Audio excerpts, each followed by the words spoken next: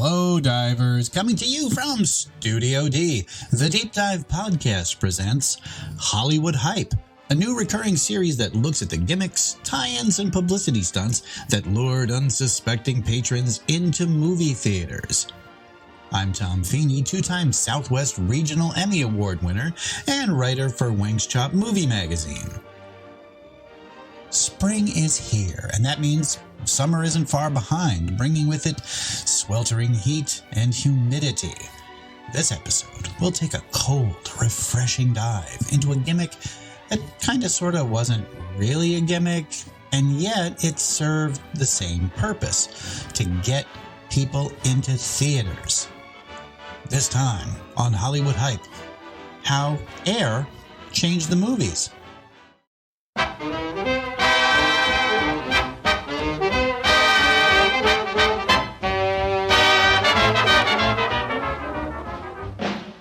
No, I'm not referring to the recent movie Air with Matt Damon and Ben Affleck. I don't mean Con Air, Air Bud, Air Force One, Airplane, or even The Last Airbender. No, I'm talking about the greatest air of all, air conditioning. If you think about it, the invention of refrigerated air changed a lot of things during the 20th century. If not for good old air conditioning, the southwestern United States would be just an arid wasteland. Cities like Las Vegas, Phoenix, Arizona, much less the entire state of Texas, wouldn't have seen the explosion in population that they have enjoyed over the last century. After the first businesses became air-conditioned, productivity jumped as employees would actually volunteer to come in early and stay late. After World War II, when air conditioners became more widely available for the average homeowner, society changed again. Cultural anthropologists say that air conditioning, and of course television, kept people indoors and reduced socialization among neighbors. So how did it all begin? Well, in 1902, a 25-year-old engineer named Willis Carrier developed the first modern air conditioning system. Yes, the same Carrier whose business still makes air conditioners today. Carrier's first system was built to cool a Brooklyn, New York publishing house. The system included chilled coils, fans, and ducts to control air temperature and maintain constant humidity. He received a patent for the design in 1904 and went on to start the Carrier Engineering Corporation in 1915. For nearly 40 years, the father of air conditioning, Dr. Willis H. Carrier, with his associates, has been making weather to suit every conceivable requirement. Think what this means in crowded offices, stores, and factories, in addition to the heat of summer. Of course, when in action, people will produce a great deal more heat. Under exertion such as dancing or bowling, people usually produce approximately 4 times as much heat.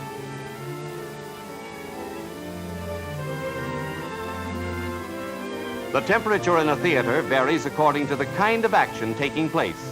An exciting program will actually cause a higher temperature in the theater, wholly because of the additional body heat given off into the air by the audience. As movie theaters began to proliferate in the 1910s, one problem that cropped up was that during the summer months, theaters would essentially become ovens. Patrons would faint, and the sound of dozens of paper fans being fluttered around would drown out the organist playing during the silent movies. Ticket prices would plummet during those months, as people would flock to the beach or a pool or some other much cooler location. In fact, many theaters of the day would just close their doors altogether during the summer months. In 1917, the first full air conditioning system with mechanical refrigeration was installed in the Balaban and Katz Central Park Theater in Chicago. Soon after, that theater became a refuge for people trying to find relief from the brutal Chicago summers. The theater's advertisements touted the place as something of a cure-all, not just for the heat, but for other health concerns. Chicago's public health commissioner said the air quality inside the building was, quote, purer than Pikes Peak. And those with lung ailments, as well as pregnant women, should spend more time at the movies. Theaters with air conditioning sold more tickets, especially in the summer, and in many instances, the cool air drew in more people than the actual movies that were playing.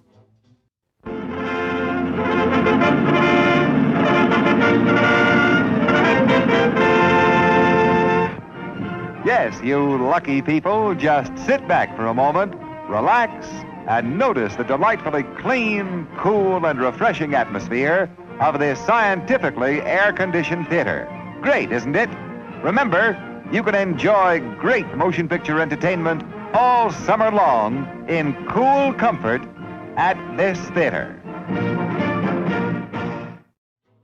Air conditioning systems also played a role in the development of talkies that would be shown in those theaters.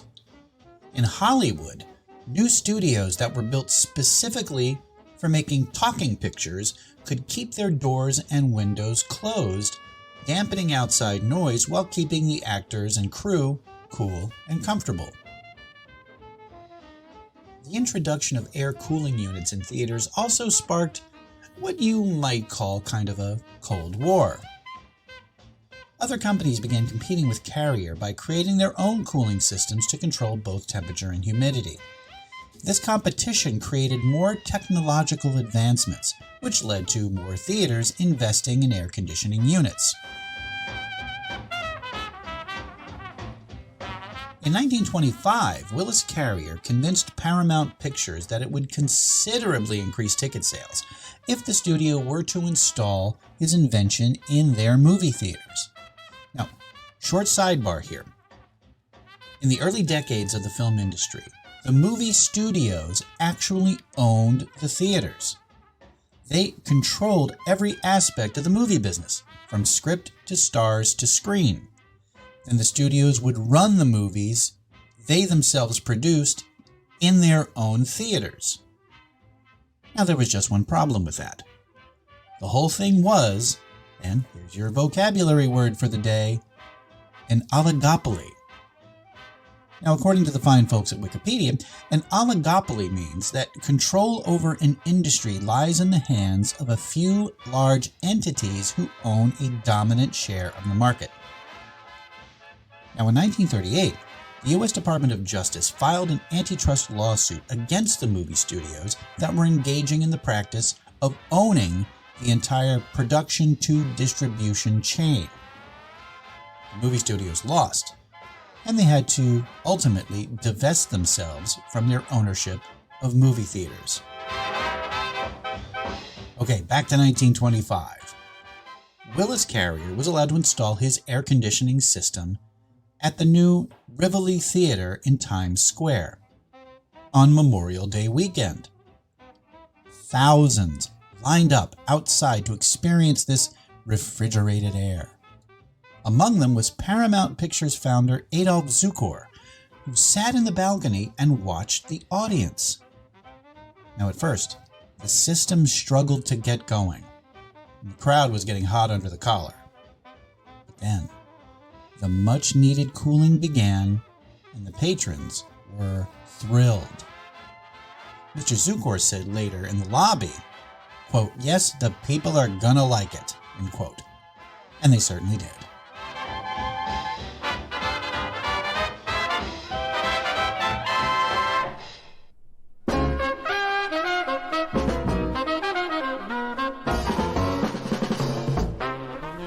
Five years later, Carrier installed his technology in 300 movie theaters around the country, turning the dog days of summer into the perfect way to beat the heat.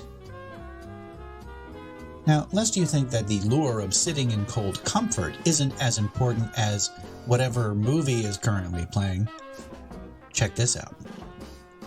Last August, much of the United States was in the grip of a terrible heat wave, with 8 states hitting record temperatures for the month. Highs of near 100 degrees Fahrenheit were recorded in the New York City area. People were looking far and wide for some relief. So, Chinese air conditioner brand Midea teamed up with an ad agency to treat New Yorkers to a 90-minute film at Manhattan movie theaters. What was the film that they ran? Well, billed as, quote, the coolest film of the summer, it was an original production called, get this, 90 Minutes of Air Conditioning. That's right.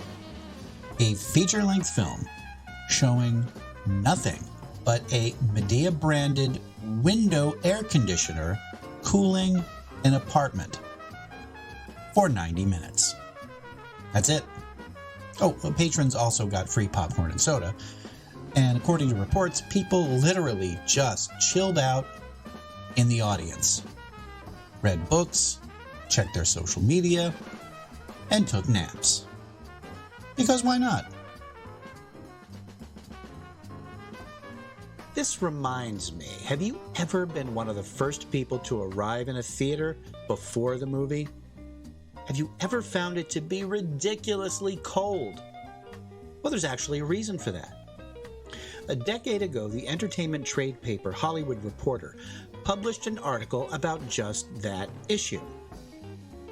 Now, for all modern theaters, climate control is an incredibly important and complex part of a successful movie-going experience. The article's author spoke to a representative from AMC Theaters, one of the largest movie theater chains in the country. They said the standard temperature in all of their theaters is 74 degrees in the summer months and 70 degrees in the winter months. Now, it's not necessarily stuck there, unlike the thermostat at Nana's house. The management teams do have the authority to make adjustments based on guest feedback.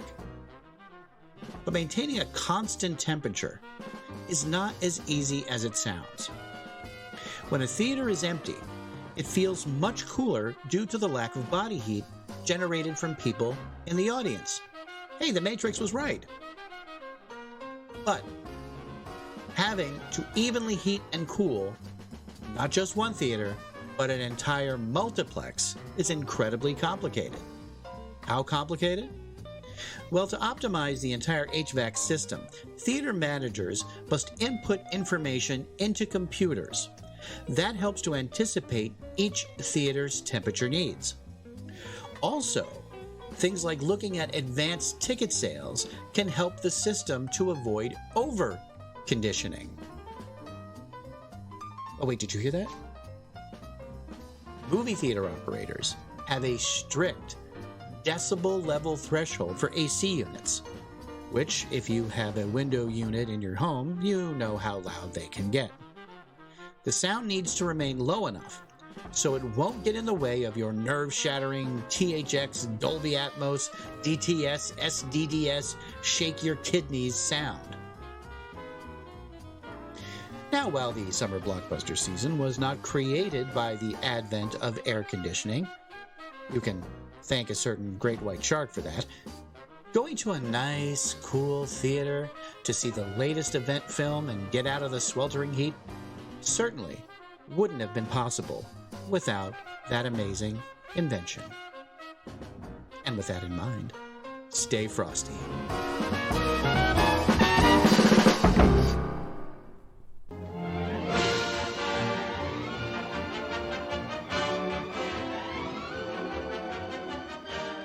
Thanks for listening. If this is the first time you've heard this podcast, check out our past episodes, available on almost all podcast providers, and subscribe so you don't miss a single one.